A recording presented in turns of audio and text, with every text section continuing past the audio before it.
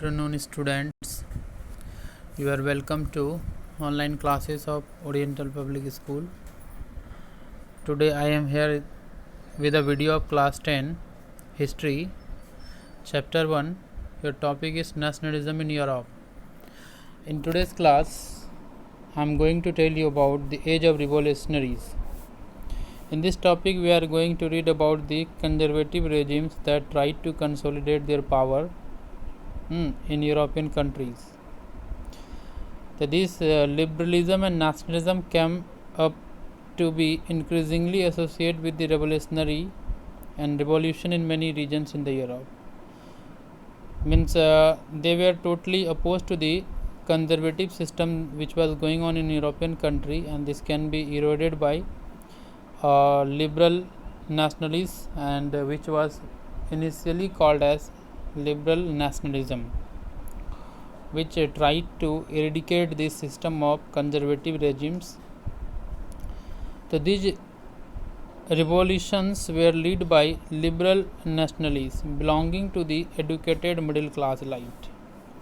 So these liberal nationalists were the people belonging to educated middle class elite, among whom were professors, school teacher, clerk, and members of the commercial middle classes.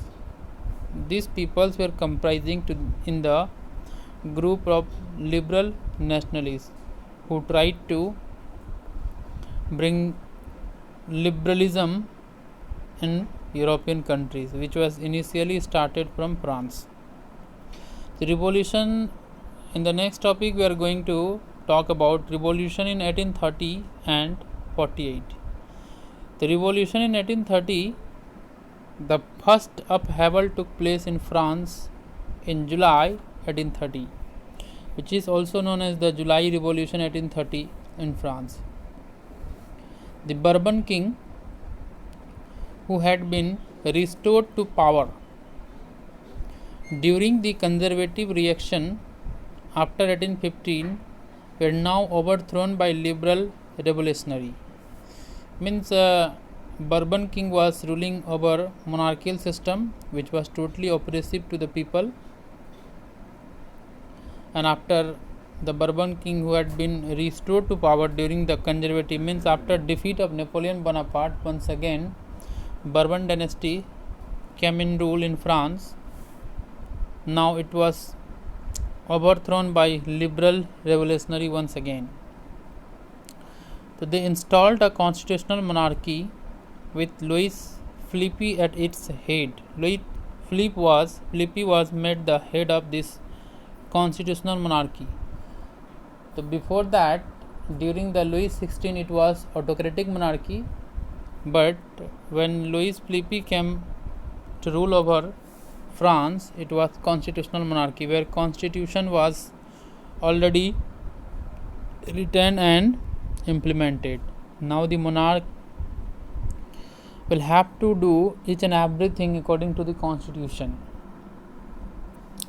The July Revolution sparked an uprising in the Brussels, which led to Belgium breaking away from the United Kingdom of the Netherlands. So by this July Revolution sparked up uprising in the Brussels, which led to Belgium breaking away from United Kingdom of Netherlands, which was part of it. Now with this revolution, this country tried to be separate, independent. So now once again the topic, revolution in 1848.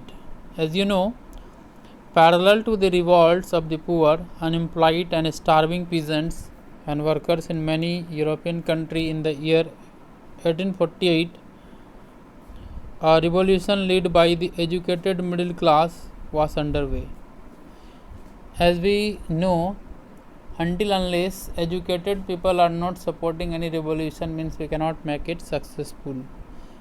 So behind each and every revolution, successful revolution, there is the contribution of educated people. So that we have already read in the story of this revolution 1848. and there was a great contribution of middle class people. It brought about the abdication of the monarch, and a republic based on universal male suffrage had been proclaimed. The most important legacy of this revolution were they were only fighting for the right for the men, not for women. Up to this period, women were not given their status and right, I mean to say the political equality which they were deserving to. In other parts of Europe, where independent nation state did not yet exist, such as Germany, Italy, Poland, the Austro-Hungarian Empire, men and women of the liberal middle classes combined their demands for constitutionalism with national unification.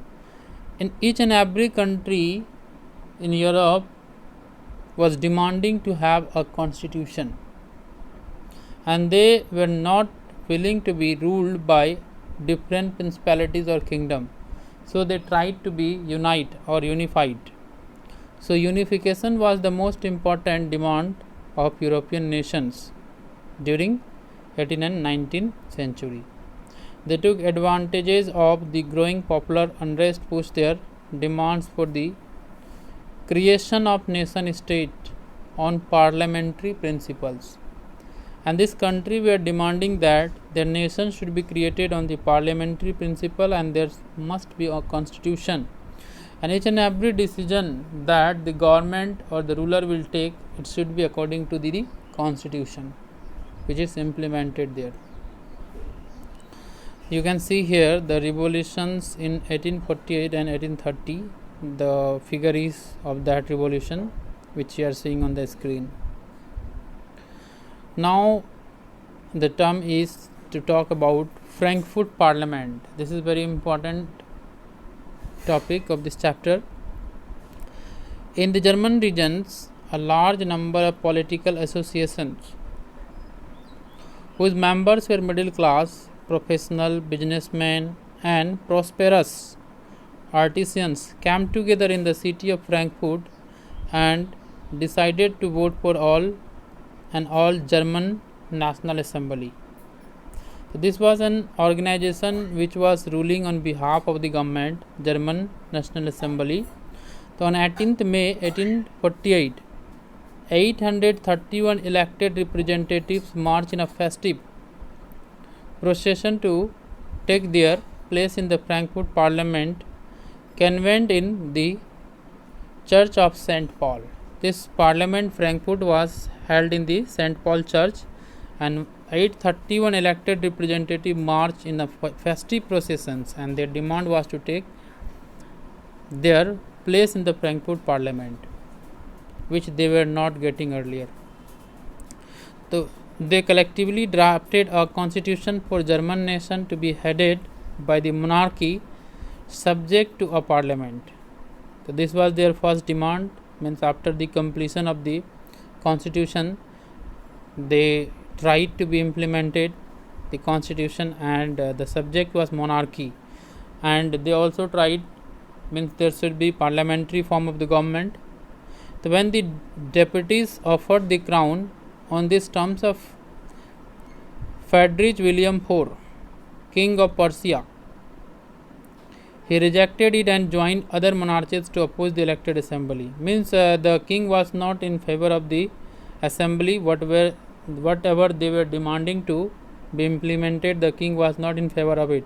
So he criticized this and opposed this system and joined with the other monarchs who were in support of the William IV. Because the king was in fear of that, after having these types of implementation of these types of system, the power of king will be reduced. So while the opposition of the aristocracy and military became stronger, the social basis of parliament eroded.